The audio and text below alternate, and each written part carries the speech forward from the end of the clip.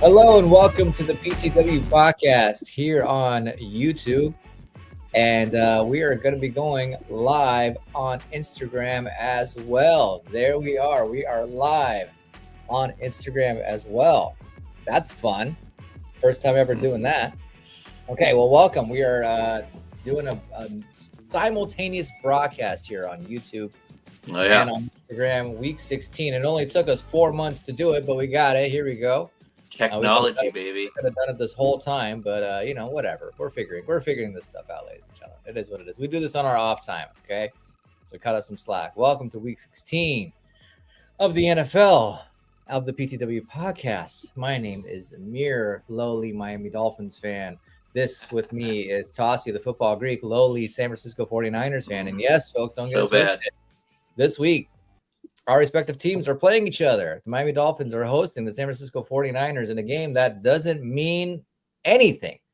Unfortunately, 16 weeks into the season. This was a game when at the beginning of the season you penciled in because you thought it was going to be a high-flying affair. Two great offenses. Yep. Could San Francisco's defense step up to the plate to slow down Miami's offense? Could Miami's defense slow down Christian McCaffrey? And none of that matters in a few days because none of those factors will be in play. Unfortunately, it's 2, 6, and 8 teams trying to vouch for a higher draft pick at this point. Both teams pretty much eliminated from the playoffs, not officially, but most likely from the playoffs, barring a freaking miracle on both sides of the ball. And after this week, are you still of the mind that the Niners are going to win this game? Because I'm not so sure. I know that they say that Tyreek is questionable and Jalen Waddle is questionable, but that's nonsense. Tyreek is playing the game. Miami has something to prove after their debacle against the Houston Texans. It's the last game of the year. I think they go out with a bang. It's not going to mean anything, but I think they go out with a bang. What say you? Yeah, honestly, I think the Niners defense is back, which is it's going to be scary. So they got, Drake Greenlaw's back, Fred Warner. They got Ward and Lenore back. So I think they're at full strength on the defensive side of the ball. And it's something like we saw in the first, basically half of the Rams game with Greenlaw back. It was just like he's all over the place. He made like 9 solo tackles. He was just insane. And the Rams could only score like 3 points. So I think it's going to be tough for Miami, actually, with the Niners at full strength with their defense. Their offense, on the other hand, who knows what we're going to get. They're on their, 5th string running back now? Like McCaffrey, no. Mason, no. Garendo, no. Elijah Mitchell, no. We're on Patrick Taylor Jr., baby. He's the starter this week. We'll see what he does. But, like you said, like at the beginning of the year, it's like, oh, McCaffrey, Tyreek Hill, like Brandon Ayuk. It was the two top fantasy guys. Waddle. Yeah. Against one another, right? Christian McCaffrey, Tyreek Hill. Here we go. Raheem Mostert, right? Last year. He's like not existent. None of that matters. Year. Yeah. None of that matters. So this week, I can guarantee one of the teams is going to be out of the playoffs. Because whoever loses this week is 100% done. Like I know there's slim chances folks. For both, but for one of these teams, they're going to be getting a higher draft pick, and they're going to be lips to the football god's ears, my friend. One of these teams will be officially eliminated from the playoffs. Yeah, after this game, it's happening. I for one.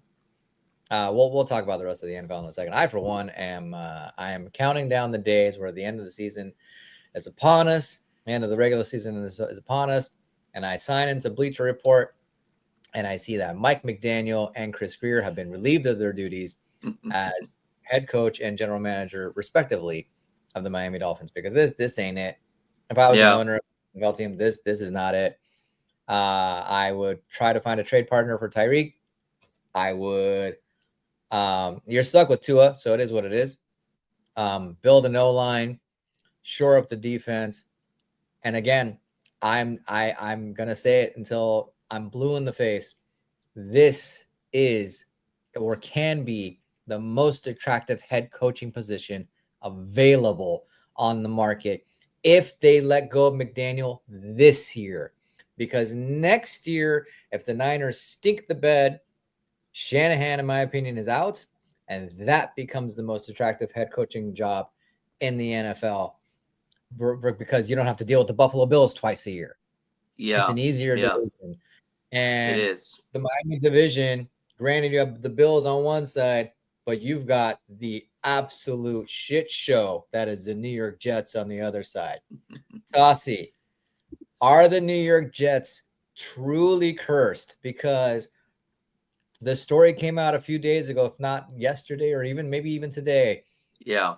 Woody Johnson, owner of the NFL, had a trade proposal on his desk. All he had to do was put his John Hancock on there to agree to get Jerry Jeudy as a New York Jet in the offseason. But when he ran it by his sons told him, "Oh, no, Dad, that's not a great idea." When his dad asked why, they turned around and said, his Madden rating is too low, Dad. You can't do it. Hey, man, this guy's at EA Sports. It's in the game. And he listened. He said, "You know what? I think my sons are onto something." Yeah. His Madden rating's not that high. That would have been a good move for them. They would have started the season with Jeudy and Garrett Wilson as opposed to like Lazard. Yeah. Lazard was playing well in the beginning of the season, but he's kind of fallen off the map. But it would have been, look at what Jerry Jeudy's doing with like terrible Cleveland quarterback play. Like he's been having his best year as a pro. So they're making decisions based on Madden ratings. Hey, man.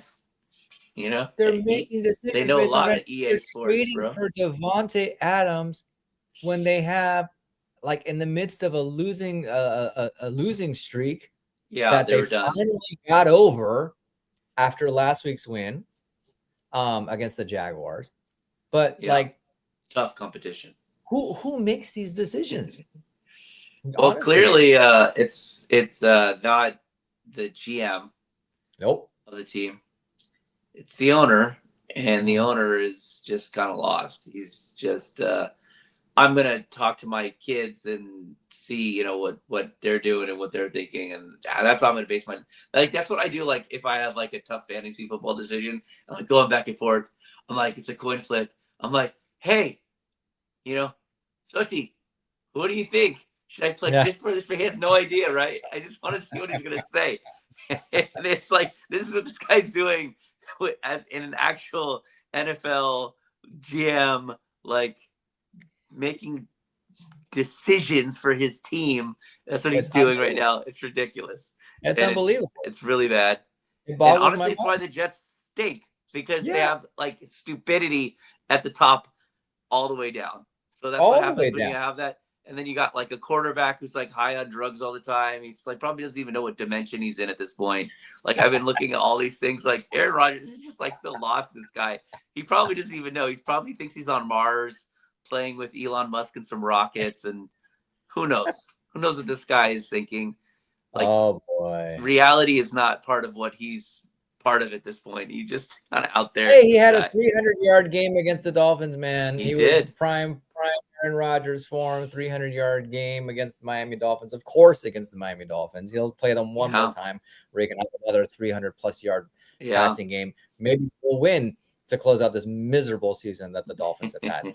But my point is this, again. Yeah. If I'm ownership of a team, like the Dolphins, I can dangle this carrot and be like, listen, we got a quarterback who's decent. Like, he's not terrible. You could argue he's the best player on the team. You could argue. We've got two pretty good running backs that we don't know how to utilize. We've got two really good wide receivers. We got a tight end in Jonnu Smith, who's having a monster season. Yeah. We have Jalen Phillips, who's coming off of his second leg injury, but he'll be okay. Bradley Chubb is under contract. We got Zach Sealer under contract. We got all these folks under contract. Oh, and by the way, yes, you have to deal with the Buffalo Bills, but you also get to deal with the New York Jets. Yeah. Like, Those are 2 And the wins right there. terrible Patriots at Those this are point 2 too. wins right there. And the Patriots, if I'm the Rebuilding. Patriots, I'm cutting bait this year with Gerard Mayo. I don't know if he stays around for next year. I think they found their quarterback of the future in May and Drake May, but yeah, good player. things need to happen there, right? I don't think Gerard Mayo is the answer, but No. but I would dangle this carrot and be like, look, because next year, bro, next year there's going to be way more attractive coaching positions available, and if I'm the Dolphins, I am saying, fine, like, hey, we had our fun with McDaniel for 3 years, quirky, fun, Yeah, Miami Mike, memeable, quotable guy, Miami Mike. Yeah, we had fun with you. It didn't work out. So we're gonna move you out over to the side. Go be the OC of the 49ers. Go be the running backs coach of the 49ers again. Go away with you. Go back over there. Thank you for everything. And bring in whoever. Ben Johnson is that in a perfect world for me, honestly, it's Vrabel. Bring me Mike Vrabel. Mike and Vrabel. Bring me Louis Riddick as GM. That's what I want. Interesting. You want a more hard-nosed, defensive-minded I coach. want Vrabel. I want hard-nosed. I want someone who's going to be physical. I'm tired of this finesse garbage. I am tired of it. I am tired of it. I'm exhausted with it. Get back to basics. Let's talk other teams and other scenarios in the NFL. The Atlanta Falcons made an interesting move this past week where they officially announced the benching of Kirk Cousins. In my opinion, and in yours, like 4 weeks way too late. Yeah, we were calling for his benching before, like, one game in. It was like we could see it then. That dude has and then we lost the bet in week 2 because of Kirk Cousins. God bless him. Yeah, against the Philadelphia Eagles. He went off for a couple of weeks, and then suddenly, he's back to what we thought he was going to be, which was terrible. He is who we thought he was. Exactly. My point is this: is that a Herm Edwards quote? There, we are who they thought they exactly. were. They are who we thought they were. There we go. we're quoting Herm here. There's 2 quotes that I always remember. Yeah, they are who we thought they were, and playoffs, like always. It's just those. It's always those 2. Well, I thought it was Jim Mora, wasn't that Jim Mora? Jim Mora did playoffs. Yeah, Jim Mora did playoffs, and then Herm Edwards said, "They are who we thought they were." Yeah. Did he also do "You play to win the game"? Play to win the game is Herm Edwards, right? Yeah, it is. Yeah, and there that we goes go. To, like, that's our podcast right there. We follow that podcast. So 3. You're absolutely right. 3. Yeah. So Atlanta officially announcing that Michael Penix Jr. is taking over the team, and this is a very, very interesting scenario because it's not like the Atlanta Falcons are like out. They are a 7-7 team. Yeah, game behind in a division that is very winnable for them. It is, right? It is. So why not go for the proven quarterback? And granted, he's been horrible. He has been. Why not have that steady experience? Instead, you're handing it over to the rookie to take you to the finish line. And my question is, will Michael Penix Jr. take Atlanta to the finish line? Will he get them to the playoffs? What do you think? We got to look at the schedule now. They're 7-7. I'm pulling up their schedule right now. So this week, Atlanta plays, drum roll please, the New York Giants. Okay. That's probably why. Sunday morning, 10 a.m. at home in Atlanta. They're like, yeah, we got a nice, easy start to this. It's a very easy start for him. It's like a nice soft landing. Like, hey, let's get you started against a really crummy team. You probably don't even have to throw it that much. You could probably run the ball. I would be shocked if he throws it more than 15 times. Exactly. So they're like, yeah, we're going to get a good win. You don't have to do as much. We can kind of ease you into this. We get 1 win. And we're 8-7. Okay, what's happening next week? Week 17. Yeah. The Falcons travel to Washington for a Sunday night game against the Commanders. That's going to be tough. We got fellow rookies. Let's see, because Michael Penix is going to be like, I'm better than Jay Daniels. I'm going to show you what's up. That might be his coming out party. So let's see what happens that game. That'll be a very interesting game to watch. I definitely think Tampa Bay is going to get the win this week. They're playing against Dallas, who's they have an offensive. Baker Mayfield's playing really well right now. Baker, So dude, they trounced the Chargers, who just beat the Broncos. I mean, like, yeah, Tampa Bay is yeah, is Tampa scary. Bay's They're starting to get they scared. they're They're actually starting a to get scared. legit Yeah, contender. yeah. And they did this last year, and they're doing it again. So they found some weapons like Jalen McMillan and Bucky Irving, a couple of rookies that are doing really well for them. And then they got Mike Evans back and Kate Otten, who's been playing well, and of course Baker, man, like Baker's doing his thing. And that Baker's like kind of like the poster child for like that's like guy on a scrappy be like goes to LA, like he goes to Carolina, he goes all these places, and he just like basically like Just looking for comes opportunity. comes out of nowhere to like get his like basically groove back. Like Yeah, Baker got his groove back. Like he's yeah. back doing his thing. I think what they did in Cleveland was stupid. To be honest, if you look back at it, like Baker was actually a good player for them. They just like, you know what, 100%. this is not working. We're gonna try and bring in Deshaun Watson, and now it's like that franchise is Oh completely my lost. goodness, it's the worst So decision that franchise has made in a long time. yes, In a long so time. so now like I do think it's going to be tough for Atlanta to catch Tampa Bay because they're going to beat Dallas, and I think the rest of their schedule isn't too bad either. So who are they playing in week 17? Who, the Falcons or the The Bucks? Tampa Bay. The Cowboys. Oh, no, that's week 16. Week Yeah, that's playing this 17. week. Right, my bad. The Bucks are playing. Survey says they're hosting the Carolina Panthers. Yep, it's another dub. Okay, so That's another Atlanta's still even if Atlanta manages to beat Washington, They're still a game behind. they're still a game behind, and they could And the potentially be out final of it week if they lose to 18 Washington. game. Well, here we go. Week 18, the Falcons host the Panthers, and the Bucks host the Saints. Yeah, so that's both interesting because the Saints. I know what you're gonna say. Yeah, but they've looked decent, man. I know. I forgot who's their quarterback right now. What's his name? Who knows if it's Spencer Rattler or Yes, Keener or all there's so many different people. I don't even know who it's going to be. But honestly, I don't think the Saints put up any kind of fight. I think that honestly, I don't see Tampa Bay losing to any of those teams. I think they're going to end up winning the division.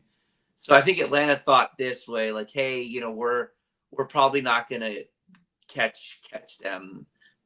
So let's get this guy in there and let's finish the season off getting him some experience, to be honest. So I think that in the end, I'm going to say no to the question that we're asking. I don't think he'll take them to the playoffs, but I do think that there's a good chance that they're going to win 2 of 3 games to end the season and get them kind of started into next year when it's going to be Michael Penix's job. For the foreseeable future in Atlanta. Yeah, because the only other way is if the Commanders lose their final 3 games, or maybe 2 out of their 3.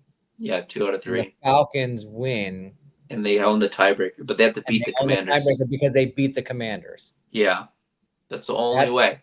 That's probably the only way. Beyond trying to catch Tampa Bay, which they won't because Tampa Bay's schedule's the easiest one left. And they've got to catch up to the Seahawks too. The Seahawks currently have a better record than.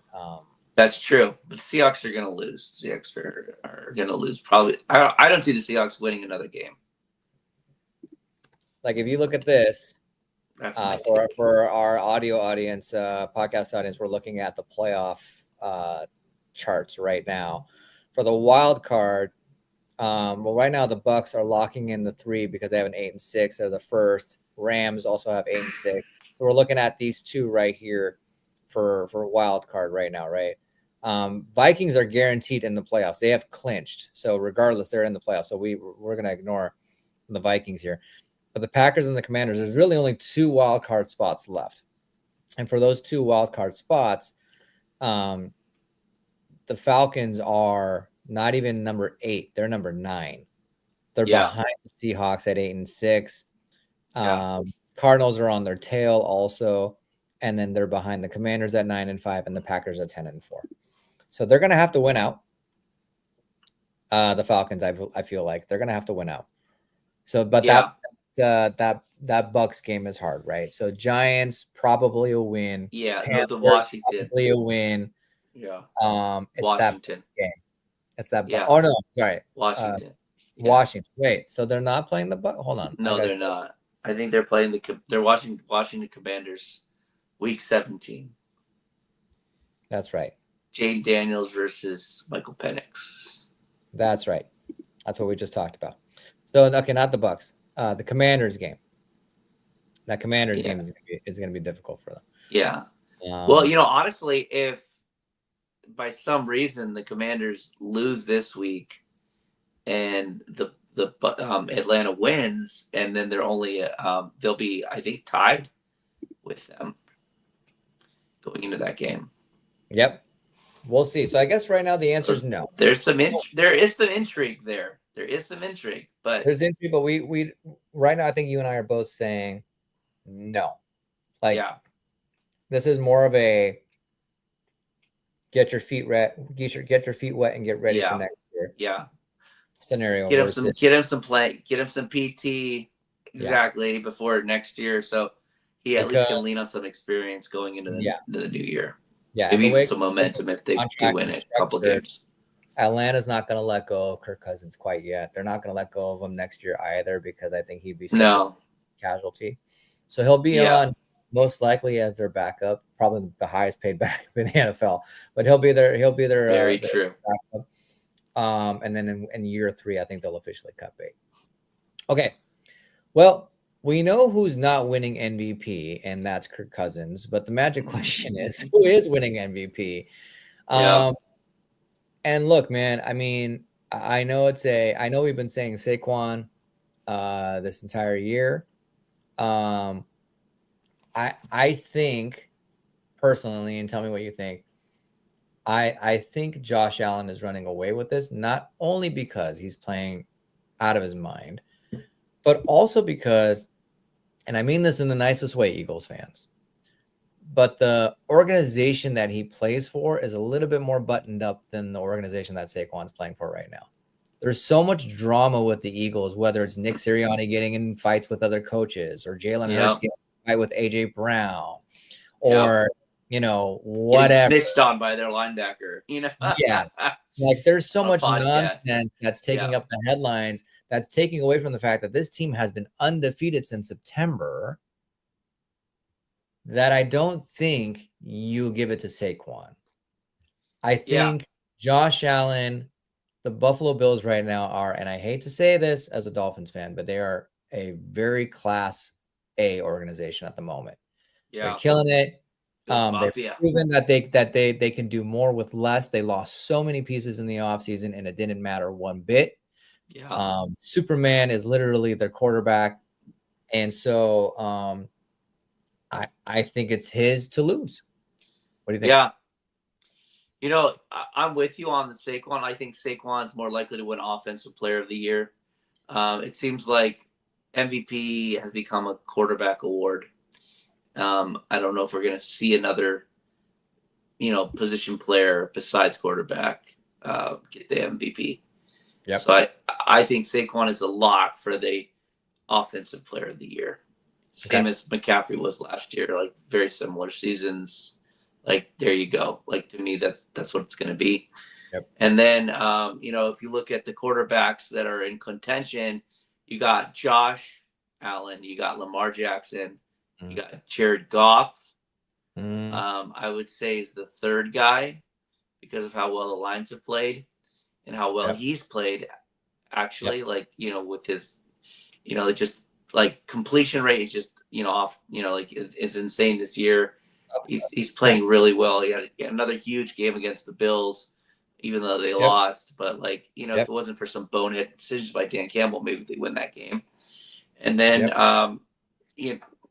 I having said that, looking at how they've played, Lamar was on fire in like the first few weeks of the season. He was playing so good, but he's kind Yeah, of cooled off a little bit. I mean, I know he roasted the Giants last week for like 5 TDs, but then sure. like I actually was going against him in fantasy, and I have Josh Allen, the guy against had Lamar. Lamar goes off, he scores like almost 60 fantasy points, and then Josh Allen comes in, and he scores like 65. It's just like in the afternoon games, and I was like, man, and I just barely won by like a few points, like 4 points. So literally, that was the difference in the match, was the two quarterback play, which was kind of crazy if you think about it. But it was really cool to see that those two guys are really, I want to say, like the the front runners at this point. Yeah, Like Jared Goff is just not sexy enough. He doesn't do enough like those guys do.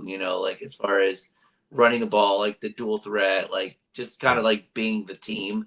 You know what I mean? I feel like Goff is he's like he's the team, but he's like I see the running backs like Jameer Gibbs and losing David Montgomery. That's going to be a big loss for the that's a Lions. huge blow But for like those them. two That's guys are kind of like really yeah, helping like that team. They're really a hit you in your mouth type of run first team. So like to me, like that's why I would say that Josh Allen and Lamar are the two front runners. And looking at how the season's gone, like how much Josh Allen's come on and like the key part of the season in December with some big wins, especially against like a team like Detroit, who's the number one team in the other conference, to yep, like really crush them. yep. You got that's just a statement win, and you got to give it to Oh, him huge at statement. this point. Yeah. And So that's again, my the my thinking. expectations from the beginning of the season were low. Like that's the thing. People legitimately thought the Buffalo Bills were going to fall off. Like they legitimately thought they'd be Yeah, the best team in the AFC East. They thought the Dolphins were going to run away with that division. I was the only person telling everyone that that was not going to happen, and that you uh, were. You said from and week it's not two, that I that didn't was have it. faith in You my knew it team. It's from that week I two, know the man. Buffalo. I know the Buffalo Bills, man. I know every team in this conference. And listen, this is what I'm about to say. I've never thought before. It was a thought like while you were talking, it made me think of this, and I was like, oh, you know what? Yeah, probably. For the longest time, we were saying that Patrick Mahomes is the equivalent of Steph Curry in the NFL, right? Like button up, Yeah, poster child of the league, all that kind of stuff. I'd actually argue different after this season. I would argue that Josh Allen is the poster child of the NFL because there are so, and again, it pains me as a Dolphins fan, this pains me, but this dude is a good dude. He's just a good dude. You see him so many yeah, clips on social media of like hanging out with kids, taking pictures, signing autographs, like doesn't have a big head, like nothing like that. He's just like this humble dude who happens to be really freaking good at the game he plays. And yeah. listen, man, plays for a And he team, eats it up. eats it up, plays for a team who it's not easy to play in Buffalo, New York, man. It's cold as hell there. And like you have to Yeah. have some Well, sort he's you a have to have California kid too. yeah, and like has adapted 100%. And yeah, did it take him a while to adapt to the NFL? Absolutely. Did it take Stephon Diggs to kind of He did. unlock Yeah, a something good? couple years. Yeah. Absolutely. But my point Yeah. is, at the end of the day, he's proving that to me, like he is. And if we're talking MVP, the most valuable player on the team, you could argue that if you took Jared Goff threw for 5 interceptions and the Detroit Lions still won a game. Okay.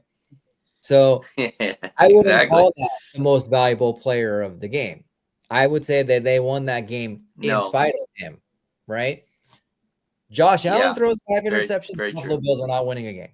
Okay. Oh, and by the way, he was Yeah. like They're not going to win if turnover. he does that. Josh Allen was notoriously turnover prone up until this season.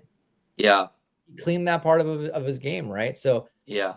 that to me is the guy who's winning MVP. This is a friendly reminder, by the way, that if you are watching us on Instagram or YouTube, or if you're listening to us on Apple Podcasts or Spotify, to like and subscribe to the PTW podcast, where we will continue covering the NFL. As much as it pains us that our teams will not be in the playoffs up until the Super Bowl season, up until the Super Bowl itself, So yeah, if you are enjoying this content, make sure to like and subscribe, leave us a comment, let us know what you think about our shenanigans. Tossie, the Yeah. final question of this podcast before we wrap it up. We talked about who's winning the MVP. And to me, these two are going to Yeah. who's winning the Super Bowl. Now, right now, okay, we're going to go back to the playoff picture, okay? I'm going to show you all the teams that are in let's see. We're going to go to playoff picture here. I'm going to show you all the teams that are currently in the hunt, okay? So, here we go. So, right now in the AFC, the locked teams are the Chiefs at 1, the Bills at 2, the Steelers at 3, the Texans at 4. In the NFC, the teams that are a lock are the Lions at 1, the Eagles at 2, the Vikings at 5 because they can't win the division because of their 2 losses to the Lions. Well, actually, no, right? Currently, they could still win the division. What am I saying? The Lions can lose out and the Vikings can lose, and they can win the division. But currently they're 5. Currently, they're a wild card team. All right. Also in the hunt, you've got the Ravens at 5, the Chargers at 6, and the Broncos at 7. The Broncos could get eliminated with another loss, and the Colts or the Dolphins, that's not happening, could make their way up. On the NFC side, you've got the Buccaneers at 3, the Rams at 4, the Packers at 6, the Commanders at 7. Of all these teams, okay, let's just pretend that the 7 current teams that are either in the hunt or are in the playoffs already are the 7 teams that are going to be in their respective AFC and NFC conferences when it comes to the playoffs. Playoff games aside, who do you see actually winning this thing? So in the NFC, I would say the top 2 teams there. I could see either the Lions or the Eagles. I don't trust Sam Darnold to win a big playoff game, especially a Super Bowl game. I just don't think a guy that has seen ghosts has the mental fortitude. He used to see ghosts. He's definitely going to see some ghosts. He busted them. He's going to see more ghosts. He's not a Ghostbuster. He called the Ghostbusters. Yeah. He joined. He's a card carrying member of the Ghostbusters, and they're gone. Yeah. He's not afraid of any ghosts anymore. No, I don't know. I think he's still afraid. I think the ghosts are going to come out and they're going to spook him in the playoffs. So that's just my opinion. So in the NFC, I got those 2 teams. Yep. AFC, it's a little bit more open. Yep. I would say all of those teams minus the Texans, and I'm going to take out the Texans and put the Ravens as potential. So I could say I could see the Chiefs, I could see the Bills, I could see the Ravens, or I can see the Steelers winning the Super Bowl this year. Now the Steelers, it's interesting because they have the best defense left in the playoffs. And TJ Watt was hurt. Like, he's been kind of practicing limited. We'll see if he plays on Sunday or tomorrow. Actually, they play tomorrow. Tomorrow morning, Saturday, their game. And then, so we'll see how that plays out. Like with the Steelers and their defense. But with Russ, I think he does have the experience, right? He's been in a couple of Super Bowls. He's won a Super Bowl.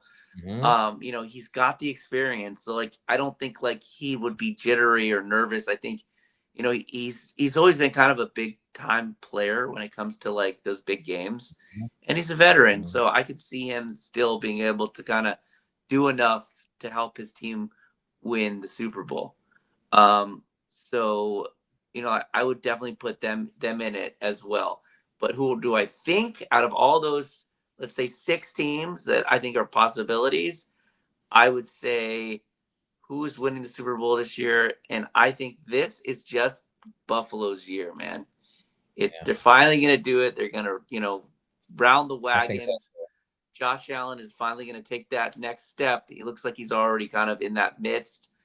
I think he's going to beat Mahomes this year. He's going to beat Lamar, and he's going to go to the Super Bowl and take care of business against. I think it's going to be the Eagles that are actually going to get in the Super Bowl this year.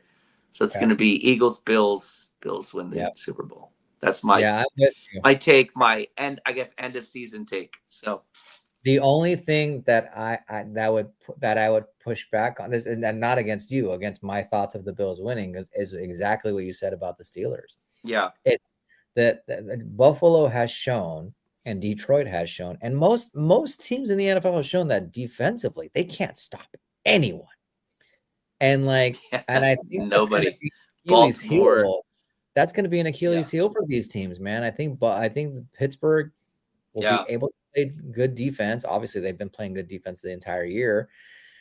If Russ can game manage yeah, and they can score points, the Steelers might be the surprise yeah. favorite here. I mean, They for can. me, it's Buffalo. They'll be I hard to beat. Buffalo, but they always say defense wins championships, right? And right now, the only defense that's worth a They damn do. is Steelers defense right now. There's and with that being said, also the Minnesota Vikings defense. Like, I know you kind of poo-pooed the Vikings Yeah, because of Sam Darnold, but look, man, 12-2. Okay. 12-2, both losses to the yeah, Lions. All right. So that makes me go things that make you go, right? Like, I think about that and I go, that's interesting. yeah, Sam Darnold can game manage, they can yeah, score 20, 20, 24, 27 points, and then all the defense has to do is keep the other team under 27 points and they win. And I think that's possible, right? yeah. You know, I'm also going with Buffalo, by the way, officially. I'm gonna say Buffalo. I think it's Buffalo's year, and I think it's well deserved. Okay. That franchise needs a win. They need a Super Bowl win. Okay. Again, Dolphin fans saying this, right? It's their time for sure.